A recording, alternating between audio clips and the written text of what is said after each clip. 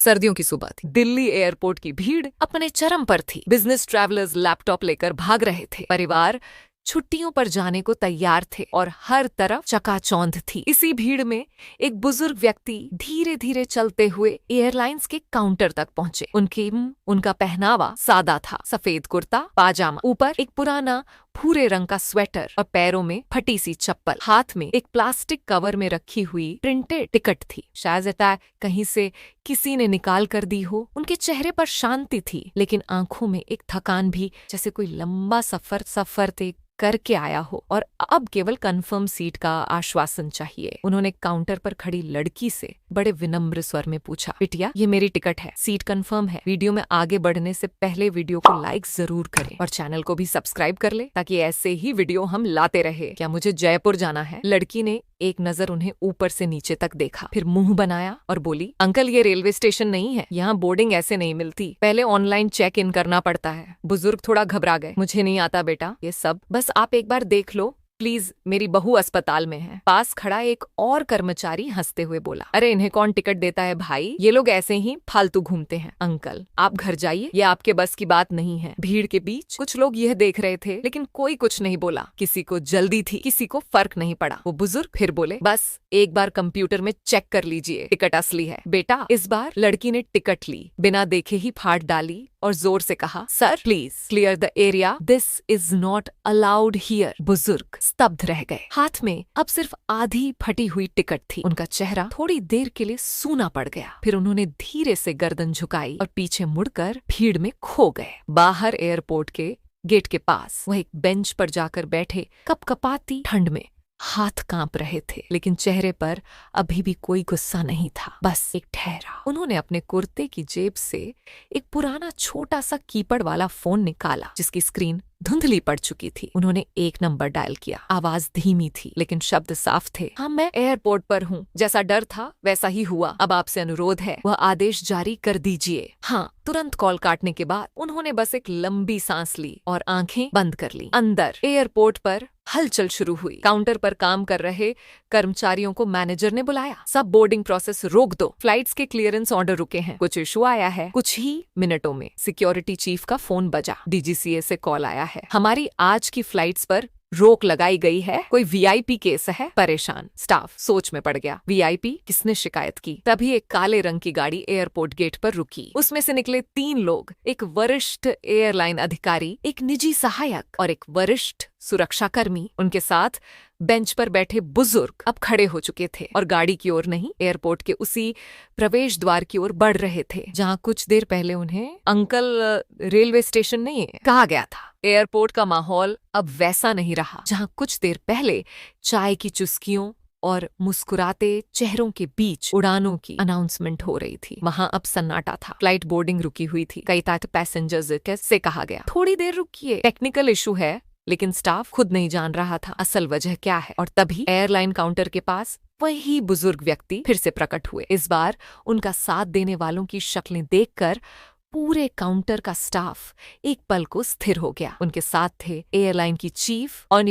Operations officer DGCA नागर, विमानन महानिदेशालय के वरिष्ठ सलाहकार और एक विशेष सुरक्षा अधिकारी। भीड़ हटी रास्ता बना। जिन कर्मचारियों ने कुछ देर पहले उन्हें धकेया था, अब उनके चेहरे पर पसीना था। बुजुर्ग अब धीरे धीरे वहीं उस काउंटर की ओर बढ़े जहां उनकी टिकट फाड़ी गई थी। उन्होंने कुछ नहीं कहा, बस अपनी जेब से एक और कार्ड निकाला। उस कार्ड पर लिखा था, श्रीमान अरविंद शेखर, वरिष्ठ नागरिक एवं नागर विमानन मंत्रालय के सलाहकार, पूर्व अध्यक्ष नागरिक विमानन प्राधिकरण। उनकी पहचान देखकर मैनेजर का चेहरा सफेद पड़ गया और तभी डीजीसीए अधिकारी ने गुस्से में कहा, आप लोगों ने इन्हें बेइज्जत किया, बिना आईडी देखे टिकट फाड़ दी। काउंटर पर खड़ी लड़की के हाथ से टिकट का फटा टुकड़ा गिर गया। अरविंद जी ने अब पहली बार कुछ कहा, पर आवाज में गुस्सा नहीं, सिर्फ पीड़ा थी। मैं चिल्लाया नहीं, क्योंकि मैंने जिंदगी में बहुत कुछ देखा है,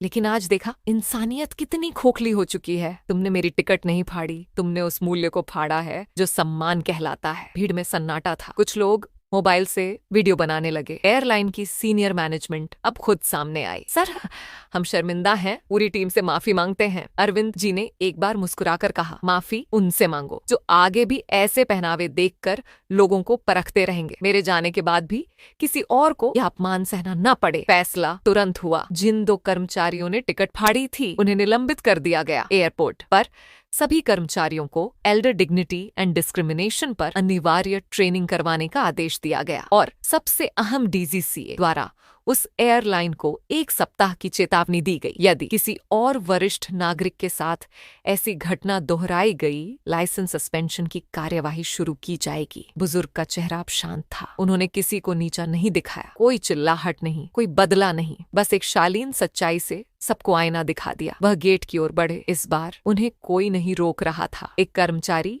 उनके पास दौड़ते हुए आया। सर, कृपया बैठ जाइए, हम आपके लिए विशेष लॉन्च तैयार करवा रहे हैं। अरविंद जी ने सिर्फ इतना कहा, नहीं बेटा, मुझे भीड़ में बैठना अच्छा लगता है, वहाँ इंसानियत के असली चेहरे दिखते हैं। अब जब अरविंद शेखर एयरपोर्ट के उसी वेटिंग जोन में जाकर एक कोने में बैठ गए, सबकी नजरें उन पर ही थीं। पर अब नजरिया बदल चुका था। कुछ लोग मोबाइल में उनका नाम सर्च कर रहे थे, कुछ पूछ रहे थे ये है कौन, और जो सर्च कर पा रहे थे उनके चेहरे पर चौंकाहट साफ थी। अरविंद शेखर, एक नाम जो देश की हवा में बदलाव लाया। वह कोई सामान्य बुजुर्ग नहीं थे। देश के सबसे पहले डीजीसीए रिफॉर्म पॉलिसी बोर्ड के अध्यक्ष रहे। उनकी अगुवाई में भारत ने पहली बार एल्डरली फ्रेंडली एविएशन पॉलिसी लागू की, जिससे हजारों बुजुर्गों को एयर ट्रैवल की सुविधा मिली। कई बड़े अंतर्राष्ट्रीय एयरलाइन प्रोजेक्ट्स के मुख्य सलाहकार रहे। पद्म भूषण से सम्मानित, पर कभी उसका ढिंढोरा नहीं पीटा। उनकी पहचान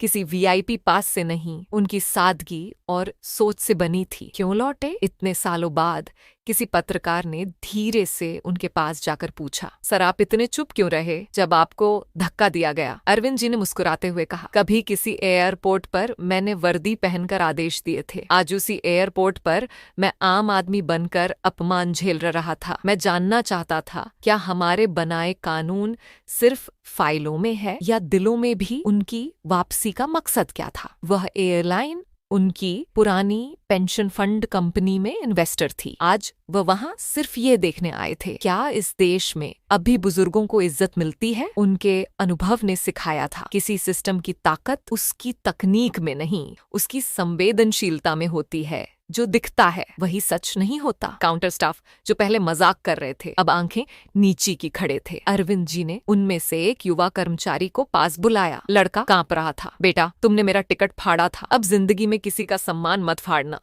ये कुर्सियां बदल जाएंगी, लेकिन तुम्हारी सोच वही तुम्हें आदमी बनाती है, या सिर्फ एक मशीन? और फिर लाउंज में बैठा हर यात्री आज कुछ सीख कर जा रहा था। किसी ने लिखा ट्विटर पर, देखा, असली ताकत वो है जो चुप रहती है और जरूरत पड़ने पर सिर्फ एक कॉल से पूरा सिस्टम हिला देती है। एक बुजुर्ग महिला ने मुस्कुराकर कहा, वह इंसान अकेले नहीं थे, उनके साथ पूरा अनुभव खड़ा था। फ्लाइट बोर्डिंग शुरू हो चुकी थी। घोषणा हो रही थी, फ्लाइट 304 बेंगलुरु के लिए। अब बोर्डिंग गेट 5B से शुरू हो रही है, लेकिन आज कोई भी यात्री उतनी जल्दी में नहीं था जितना अक्सर होता है। सबकी नजरें अब भी उस बुजुर्ग पर टिकी थी जिसने एक टूटे से टिकट से पूरा सिस्टम हिला दिया। अरविंद जी ने धीरे से उठकर अपना बैग उठाया। पुराना चमक खो चुका बैग पर उसी में बसा था इतिहास का भार। वह चलते हुए गेट की ओर बढ़े। रास्ते में वही मैनेजर जिसने उन्हें अपमानित किया था उनके सामने हाथ जोड़कर खड़ा था। सर, प्लीज एक बार माफ कर दीजिए। अरविंद जी रुके, उसकी आंखों में देखा और बोले, माफ कर दूंगा, लेकिन शर्त पर हर उस यात्री से माफी मांगो जो तुम्हारे शब्दों से टूटे हैं, और हर उस बुजुर्ग को नम्रता से देखो जो तुम्हारे सिस्टम की चुप बेंचों पर बैठते हैं। गेट पर पहुंचते ही एयरलाइन की सीनियर टीम उनका इंतजार कर रही थी। फूलों का गुलदस्ता, वीआईपी चेयर, सब रखा गया था, लेकिन उन्होंने मुस्कुराकर मना कर दिया। मैं वीआईपी नहीं, एक रिमाइंडर हूँ कि बुजुर्ग कोई बोझ नहीं बल्कि नींव है इस समाज की। नीचे एयरपोर्ट पर वह कर्मचारी जिनके कारण सारा विवाद शुरू हुआ, अब भी उस फटे हुए टिकट को देख रहे थे। उनमें से एक ने धीरे से कहा, हमने उनकी टिकट नहीं फाड़ी, हमने अपनी सोच का पर्दा उतार दिया। इंसान की पहचान उसके कपड़ों से नहीं होती, बल्कि उस जख्म से होती है जो वह चुपचाप सहता है और फिर भी मुस्कुराकर माफ कर देता है जिसे तुमने मामूली समझा, वही तुम्हारी आखिरी उम्मीद हो सकता है। इज्जत सिर्फ ऊंचे पद के लिए नहीं, इंसानियत के लिए होनी चाहिए। तो ऐसे ही कहानियों के लिए बने रहिए हमारे YouTube चैनल के साथ। और अभी तक आपने चैनल को सब्सक्राइब नहीं किया तो सब्सक्राइब अवश्य कर दीजिए। मिलते हैं अगली किसी ऐसी ही इंटरेस्टिंग वीडियो के साथ। तब तक के लिए जय हिंद, जय भारत, वंदे मातरम।